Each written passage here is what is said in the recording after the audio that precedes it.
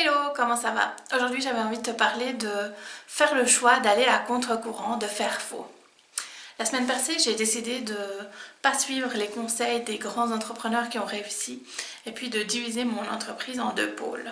C'est pas vraiment de ça que je veux te parler, mais c'est du chemin de mon état d'esprit depuis. En fait je m'étais pas rendu compte que euh, malgré mon envie profonde de créer mon entreprise unique qui reflète mes valeurs authentiques, j'avais par habitude suivi suivi le mouvement comme quoi il fallait choisir un secteur d'activité et puis que c'était faux, que c'était une erreur de vouloir faire des choses différentes.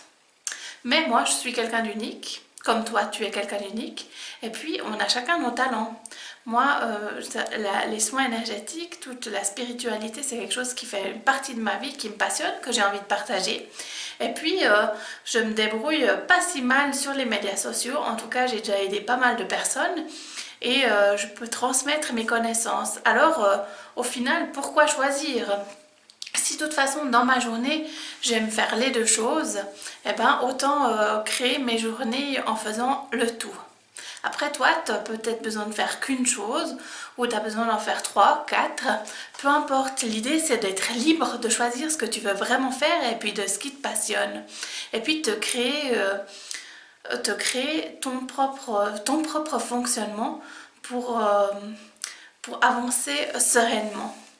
En fait, ça revient toujours à l'idée de je dois, il faut, d'écouter les conseils des autres. Moi, je suis beaucoup de conférences, de personnes inspirantes pour moi, mais dans mes démarches, quand je les écoute, je retiens que ce qui m'intéresse. D'ailleurs, dans cette vidéo, toi, tu peux te dire, mais elle est folle, ou elle va échouer, ou ce qu'elle propose, ça ne me correspond pas, en tout cas, ça ne résonne pas pour moi maintenant.